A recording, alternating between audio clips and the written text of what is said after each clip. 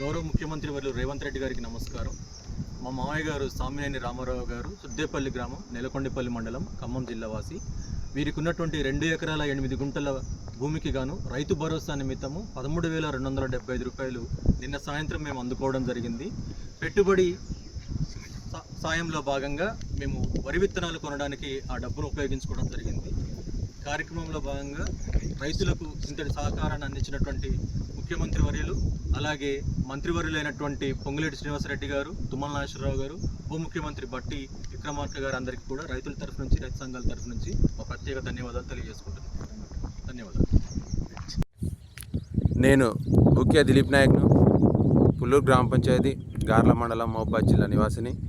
మరి సకాలంలో ఈ యొక్క రైతు భరోసా, ఈ యొక్క డబ్బులు వేయడం ఈ యొక్క ఇందిరమ్మ రాజ్యంలో మరి ఎంతో హర్షణీయము. మరి ఆర్థిక ఇబ్బందులతో రైతులు సతమతమవుతున్న ఈ సమయానికి మరి ఈ యొక్క ప్రభుత్వము ఒక భరోసా ఇవ్వడం చాలా సంతోషకరమైంది. మరి సమయానికి ఇవ్వడం, ఈ సమయంలో మేము విత్తనాలు తీసుకొని ఈ యొక్క రైతు రాజ్యంగా ఈ యొక్క ప్రభుత్వాన్ని అభివర్ణిస్తూ సోనియా గాంధీ నాయకత్వంలో, రాహుల్ గాంధీ గారి నాయకత్వంలో, రేవంత్ రెడ్డి గారి నాయకత్వంలో మరి ఈ యొక్క ప్రభుత్వం 100 కాలాల పాటు ఉండాలని కోరుకుంటూ నేను ధన్యవాదాలు తెలుపుకుంటున్నాను. నా పేరు దుర్గం ప్రభాకరు, గ్రామం కొమర్లగూడెం, మండలం గంగారం, జిల్లా మహబూబాద్.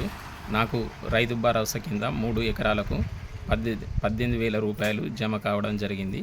ఇటీ మొత్తాన్ని నేను విత్తనాలు, ఎరువులు కొనుక్కోవడానికి ఉపయోగిస్తున్నాను. ఇటు సహకారం చేసిన రాష్ట్ర ప్రభుత్వానికి, రేవంత్ రెడ్డి గారికి కృతజ్ఞతలు తెలియజేస్తున్నాను. Subscribe us and press the bell icon for more interesting updates.